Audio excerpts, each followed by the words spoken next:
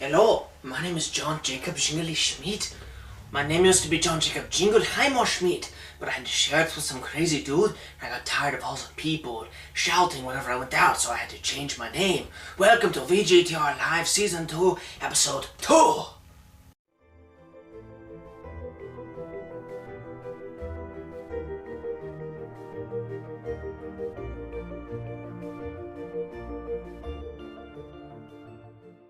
Okay, so yeah, I'm not John Jacob Jingly Schmidt, but I am BJ Hutchins, the host of VGTR Live. Today, we are going to be taking a look at an adaptation of Lord of the Rings, The Fellowship of the Ring by Vivendi Universal for the PlayStation 2.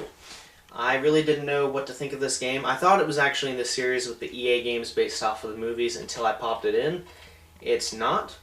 So let's take a look at it, shall we? So here we are with Lord of the Rings, The Fellowship of the Ring. You start off in Hobbiton, not in Chapter 1, but at the part where Frodo is getting ready to go sell Bag End to Nobilia.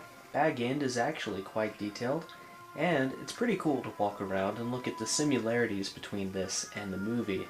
Even though the game itself was not based on the movie, it still looks quite close, so that's pretty cool. The One Ring is right there, for future reference if you ever get this game and play it. There's Samwise Gamgee. I'm not actually going to talk to him right now. So this is the exterior of Bag End and also Hobbiton. So you can see there's my nice little hobbit hole right there. And as you walk through the fields of Hobbiton, you can see other hobbit holes. And in fact, if you walk up to the mailbox, which this one doesn't... Yeah, there it is. It tells you who lives here, which that's pretty cool. Citizens will be walking about or standing near their homes, and you can actually talk to them and complete quests regarding things that they may need. You can come up here and just look at the goats. Now, as far as health in the game, you do have a health bar. If you are to lose some, you need to eat mushrooms. They appear sparkly, and you pick them up right here, or any other place in the game that they might appear. The environments are not overly detailed, but they do look nice up close. The thing that you might notice is how things fog out at a distance. That's done so that what is near you can have this much detail and not use up as much space on the PS2's RAM. Personally, I like the graphics. They're very cartoony and they fit the game, but whenever you get hit by an enemy, there is a lot of blood that comes out of the little hobbits, and it's kind of unrealistic in that respect. This is one of the most bloody teen games I've bought, and it looks animated. So it's quite interesting, and I'll point it out to you whenever we're at a part with combat.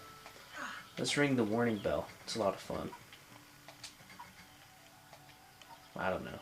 It's not working. There we go. What's going on? Nothing's going on, sorry. Here we are in the Barrow Downs. This is a pretty creepy area. It's like a graveyard. Barren rock land. There are ghosts here, so I'm just going to get hit and let you see what happens when you get hit. Look at the amount of blood that comes out of Frodo. It's ridiculous. Like, especially for how small he is and how animated this is. So this is the extent of combat. I'm letting myself get beat up by accident now. Whenever you get hit, you can always eat a mushroom and regain some health. Generally, I don't think you'll be able to run out of them. You pick up quite a few. If you're in a pickle and you need to get out of there, you can actually use the One Ring for a small amount of time. But if you use it for too long, you will die. So let's cut that off. That was really morbid the way I just said, you will die. For sure. I don't like the combat mechanics in the game. It's pretty simple. All you do is you press square, and I guess if you're on Xbox, you'd be pressing X. I'm not sure what it would be on the GameCube. I'm not very familiar with the controller. Probably it would be B.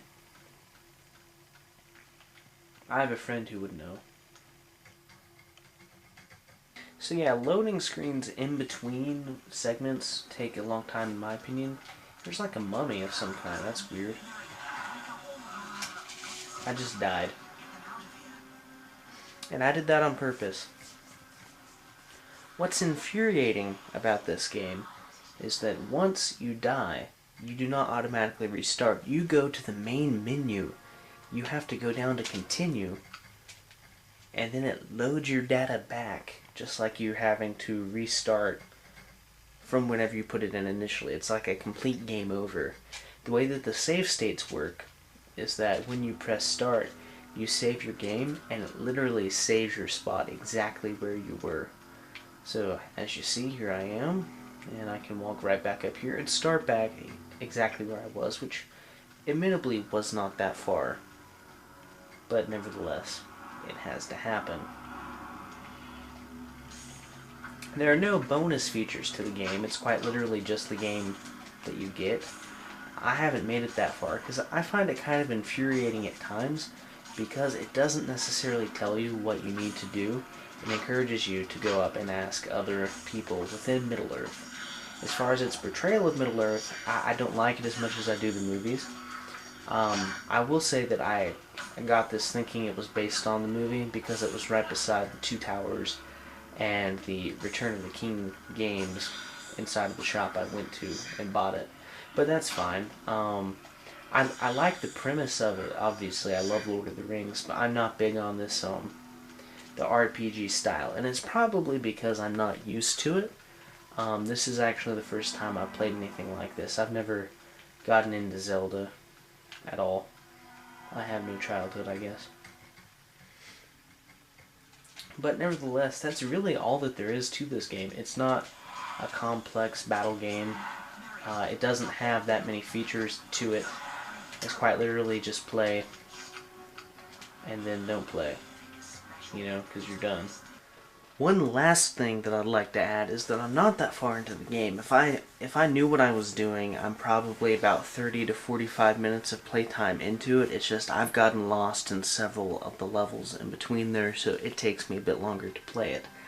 I have heard that later on in the game you get to play as Gandalf, and that's something that I'm actually looking forward to. So whenever I make it to that point, I'm going to make another video with gameplay of that and give a second opinion on this game, because it's really too early in it for me to tell, but I really wanted to get this review out before September 22nd we're on, because that is the day of Frodo's birthday that the mission in Hobbiton was taking place.